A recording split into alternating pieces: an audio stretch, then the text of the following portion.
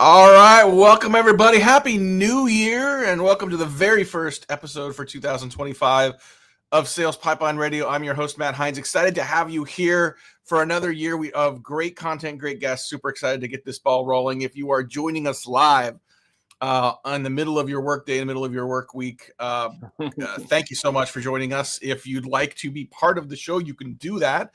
If you have a comment, a question, a rebuttal, a rant, throw that into the comment section of YouTube or LinkedIn. We will see those. We can reference those. We can bring those up and discuss those as well and put those on screen. So thank you so much for being part of this. If you are listening or watching on demand, thank you so much for downloading and subscribing. Every episode of Sales Pipeline Radio is always available, past, present, and future, at salespipelineradio.com. Today, very excited to kick off 2025 with my friend Jim Huffman. He is the CEO and founder of Growth Hit and one of the smartest marketers I know. Jim, thank you so much for joining us. Dude, Matt, pumped to be here, man. It's a great first week of the year to be here. So you, I've known you for a while. You did a workshop on digital marketing and sort of helping to sort of drive demand and pipeline in Seattle that for the Entrepreneur Network we're both a part of, that I think had one of the highest ratings of any workshop in recent memory, which is a very high bar to set, but I think also sort of is indicative not only of your expertise, but also the importance and just how popular and on demand that content is. You know, it seems like we've been talking about digital marketing for a long time. The playbook continues to change, right? And so I'm curious, maybe for those that you don't know who you are, maybe talk a little bit about your background, and then we can get into sort of the changing landscape of sort of what the digital channels look like. Yeah, for sure. And yeah, your talk was pretty awesome. Adam Weiler and I were comparing notes on it. It's fun to have some light bulb moments go off. But yeah, so for me, I have Growth Hit, growth marketing agency. I started my career in finance, looking at spreadsheets, and then that didn't take me too far. So got into marketing, and you started this agency about 8 years ago, just kind of accidental. And I was kind of obsessed with a couple things. One is this idea of growth hacking at the time and growth marketing, which essentially is just full funnel marketing. And the second thing was like conversion rate optimization, which I actually hate the phrase. It's just doing experiments, doing A/B testing. Mm-hmm. And so when you're doing A/B testing, when you're looking at full funnel marketing, you're able to have a bigger impact on the business, on a sales pipeline, on driving revenue. And so that's been kind of an obsession over the years for seeing like how you can come into a company and add those two mindsets to try and help them, one, unblock growth, because people want to grow, but it's like, are you even ready? And then second, something you talk about is like, how do you get to this holy grail of predictable revenue or predictable sales, as opposed to you're like, holy smoke, something worked. What happened? Let me look at the Google Analytics, and how do I replicate that? So that's something I've been really into. Well, and so this concept of both growth hacking and CRO has been around for a while, and sort of I think in B2B, it's a mixed bag historically, right? We're like we know that a lot of our buyers are online. We know that there are journeys we can manage there, but oftentimes it's complicated. It's a long sales cycle. There's multiple people in the buying committee, so it's not like a click conversion from search is going to close the 7-figure deal. So how do you help clients put in context the importance of continuing to leverage sort of digital and sort of conversion rate optimization and continuing to improve performance there with the complexity of that B2B journey? Yeah, that's a good question. So the first thing I do is like, I have people ask themselves a question like, do you know what's actually stopping you from growing? And it's like a scalability assessment, if we want to give it a fancy marketing headline. And I usually say it's one of three things. So if you're thinking of like your Q1 goals, why might you not be getting there? Is it one, positioning? Are you in a sea of sameness and you're not standing out? So before you start doing ads, before you start optimizing the funnel, it's like, let's get that dialed in, right? And so there's a whole path we could go down there. The second is, I like to start bottom of the funnel, is conversion. Do you know how to activate people? Is your sales funnel about booking a call? Is it a demo? Is it product-led growth? Do we need to drip them content authority before we go for the jugular? Or is it about speed and being able to take a call today because it's a cybersecurity breach and it's go time? Yeah. Or the third thing is, maybe you have a traffic problem. And when I say traffic problem, like, do you have a lever you can pull to double traffic and double sales? Or are you a one-trick pony and you can only get it one way and we can't diversify? And so that's like the first thing I'm doing is like, okay, where is there high impact of those three things? Mm-hmm. And then from there, I'm starting to assess like, okay, where can we have an impact? And I'll pause there because there's different ways we could go. But the first thing is like assessing where are we at? Like where do we need to have like our lasers focused right now? Well, a focus is the key of that, right? I see a lot of companies that are spending a lot of money on digital marketing, and they're really just focused on volume, and there isn't enough precision around the right people. And even in a B2B space, I find that can be less. It's sometimes a culture change, Jim, to be able to help people get away from the most clicks for the lowest possible cost and say, I'm okay with fewer clicks if they're the right clicks. Yeah. So how do you help clients balance quantity and quality in a healthier, predictable, repeatable way? Oh my gosh, that's such a good question. And it's one, you said this in one of your talks. You said a stat that has been living rent-free in my head since we spoke, where it was like, 70% of the time someone makes a B2B purchase, they're going with the first person they spoke to, the first person they heard of. So what does that mean in relation to your question? It's, as we look at 2025 planning, we need to have a kumbaya as far as here's our shekels to put towards marketing. How much is going to direct response? I can see ROI today versus how much is going to stuff where we don't know attribution. And by the way, if we do, it's not going to happen for 6 months, 12 months, 18 months. Right. And that's a huge culture shift. So that's one thing, is having that kumbaya. And by the way, reminding people. The second thing that I think marketers and salespeople, it can be really tough to create a culture of messing up, failing, and testing. So the other thing I like to do is like, hey, of our growth calendar that we're going to do, what are the things where it's okay to mess up? It's okay to learn. And maybe it's 5% of our budget or time, or maybe it's 25%. But knowing that we're planting seeds, because right now we're doing a lot of stuff with AI that could be viewed as tinkering and failing, but we're planting seeds for that. So those are like two things I like to try and get on the same page with the client or with the team. Because if you do, you're setting the foundation to really build a rock star growth team that can test and learn. But if you don't, oh man, you're going to have some tough conversation in 90 days where it's like, where's the ROI? Why didn't that campaign work? And that's a tough environment to work in. I wrote down culture of messing up because I actually think that is really important. When you move from saying, I want the most MQLs, the most leads possible, to saying, I want the right leads, you are retraining the board, you're retraining the leadership team on what the marketing scorecard might look like. And if you look at your marketing team, you might find someone on the team that knows how to do the most leads at the lowest possible cost, that is focused on CRO purely to get higher yield. And now you're asking them to focus on quality as well. That's a different thing. Now, if you don't address the elephant in the room, which is like, we don't expect you to know how to do this right out of the gate. Even though there are a bunch of companies you can learn from, this company, this industry, this moment in time in our growth curve is unique. Right? Back to the hard thing about hard things is no one has done what you're doing before. So as a leader, how important is it to balance? We need to generate results with providing some grace and patience around the process to get there. Yeah, totally. And I think it's like one way I like to do that, where I'm a big fan of the book. It was a blog post turned to a book. You could probably just read the blog post, but Amp It Up by Frank Slootman, on how you can like turn up the temperature to go faster, but also do it in a way where it's a safe place to fail. So what I like to do is it's the reverse dashboard, like an action tracker, where it's like, hey guys, it is okay to mess up. We're going to be tinkering. We're testing AI, and that is fine. However, where I'm going to hold the feet to the fire is the reverse dashboard. And for us, an example of that is, how many experiments do we run in a quarter? Whether that's landing page experiments, email experiments, whatever that is. And that's where I track. So for us, we say 12. I want to do one per week, because I believe if I have the team that's testing and learning, the input will result in the output that we want.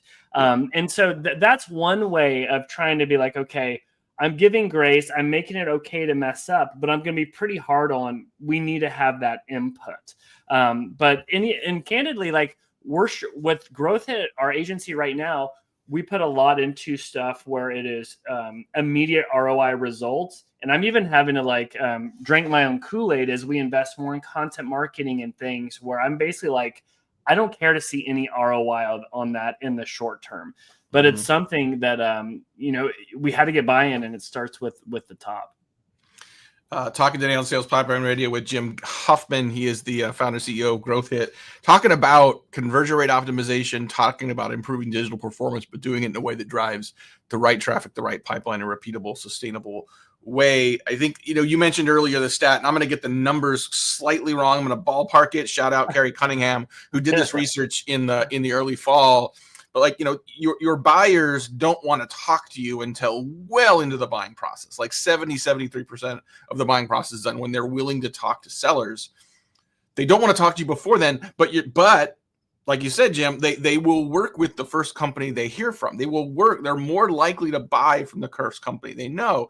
So you'd say, well, those things are counter to each other. Well, they don't want a demo early on. They don't want a sales call early on, but they will learn from you early.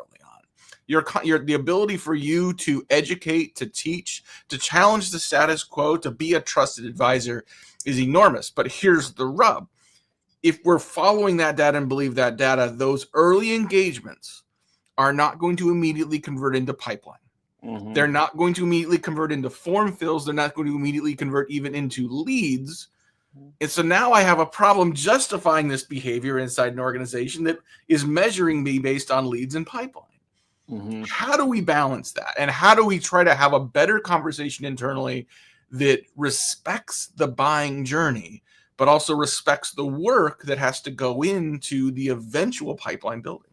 Right. It's so much around expectation management with the voices in the room, right? Because if they just think you have this big green growth button that you smash and then you're drowning in leads, that's super dangerous, right? And so it's getting alignment there. And one thing that I like to do is with these experiments, it's what persona are we going after? Because I was guilty. We were so good at going after bottom of the funnel searches. I need a CRO agency today. We crush that, but guess what? That's quite easy. And so it's okay, this is X amount of resources are going to that, but we're down with looking at more top of funnel metrics, page views, email signups, and knowing that will kind of pay dividends. But two kind of tips to think through there is what's your seasonality of your business? When is it demand capture time versus demand creation time? So what that means is we see a lot of demand going into Q4. So it's not about doing a white paper to talk about growth strategy. It is time to close. Mm-hmm. But then there's other seasons where it's a little bit slower, where I absolutely want to lean into that. But you also want to be oversharing these insights and data with your board, with your team, to get their buy-in, so they really see the big picture. Because if all of a sudden it's February and leads drop and they don't understand that, those are some awkward and hard conversations to talk about as you're looking in the rearview mirror. So expectation management, showing the big picture, we call it the growth calendar, the 12-month growth calendar, so people really understand the recipe you're putting forth. Well, and I think increasingly, thankfully, we're seeing companies that have been the early adopters of this effort and are seeing the manifestation of the metrics we talked about, right? Where they have greater advantage. Just if there's someone's going to buy something and there's 3 vendors, you don't have a 33% chance. You have a 65% chance of getting the business because you were there up front. And so that investment earlier increases conversion rates, and that's how they then justify that early work. There's math there that CFOs increasingly are saying, yeah, I buy into that. I want to see more of that. But that takes a leap of faith and courage and discipline to lean into. We're 14 minutes in this conversation, Jim. We haven't talked about AI at all. And I think, obviously search is one of multiple components of a demand strategy and leveraging the digital landscape. What are you seeing now, and what do you expect over the next 12-ish months? I realize how fast things are going and how hard that is to predict. But as so many marketers are trying to figure out how to manage their digital marketing in 2025, what's your perspective? Yeah, it's so fun. Like there was a talk I went to, the book AI First. Andy Sack was a part of it, and talks about being this AI first company and what is like the foundation of that. It's like, what's your tech stack? What are your guardrails? Building an AI council to start playing with it. So we've started doing that, and here's some of the things we're seeing. It's like we're basically looking on a client by client basis and understanding from a scale perspective, where's the biggest impact, right? Obviously, it's great with copywriting, from ads to landing pages to email. That's quite simple, right? The other thing, some clients with imagery using Midjourney, it's been really interesting to accelerate the work there, and with some of the video work that's still been a little spotty. But honestly, where I'm getting really intrigued is starting to build databases and get really smart with how we can approach those. So, for example, we are looking at location-based services where we create a scraper through Google Maps where we can scrape all the locations. We can then use a screen grab tool where we pull every web page. Then we bring in AI to basically do an assessment of those pages. We're then funneling in Google reviews to then do an AI-based voice of customer search component of that. The next question is, what do we do with that? I don't know. We're trying to figure that out. But it's like we're tinkering and we're playing with looking at what we're doing and how AI can make us like 10x better. And the last thing that I'll say on this is, for me, I found it be a really good thought partner whenever I can be in a conversation. We use Read AI to take notes from it. We import all of our notes to like a custom GPT, but then I'll basically be like, okay, take the role of like this amazing growth hacker that understands product-led growth or ABM. And before you come with the strategy, ask me 5 questions to give you more context before you give the recommendations. I think Jeff Wolf's book, AI-Driven Leader, inspired that. So those are things that have been really helpful. But again, I'm kind of dancing around this question a little bit. I would say we're still in tinkering mode. Yeah. Like we're building custom GPTs for clients, and it's interesting, but I'm not sitting here like nailed it. Like here we go. I sense, and I know we're out of time here, I sense a frustration amongst some marketers and go-to-market leaders that say, like, we've been tinkering for a while. Why don't we have something that's scalable? I'm like, well, this is all moving really fast. The rules change on a regular basis. Some people have figured some things out and quite frankly aren't willing to share it because it becomes sort of their sort of like special sauce to do things that no one else knows how to do, and they don't want their competitors doing it. But as frustrating as it is, I think it is still tinker time. Right. And I think that, even as you identify things that can be done relative to copy, relative to editing, relative to data analysis, or even to sort of product marketing analysis, every new release unlocks something new that can be done. And there's going to be tinkering happening for quite a long time. Totally. And sometimes I worry, like we have a solution looking for a problem, and I've been guilty of that. And I'm trying to think of the end goal of like, okay, what's the problem I want to solve, and how can this do it faster or better? Because like we would do these demos, like, oh, look at this cool thing it can do. It's like, okay, awesome, but what are we doing with it again? What's the application? So that's something we're trying to stay honest on. Yeah, and I know some folks that like spend a lot of time doing that tinkering and saying, here's what it can do, here's what it can do, and they will admit, like, I don't always have the application, but what I want to do is surface the capability. And the more people do that, the more we watch and listen to them, some of us are going to be able to say, oh, that solves a problem over here. That is the last puzzle piece to be able to do X, Y, Z, right? So I think it's mud season, right? Like, we're all sort of tinkering and it's not perfect, but we need that innovation. We need people that are tinkering without outcomes, right? I think that the problem without a solution is a good thing, because if we talk to each other about it, we're going to figure a lot of things out more quickly. Jim, we got to run. We got to wrap this up a little bit. For people that like what they're hearing and want to learn more from you, about you, where should they go?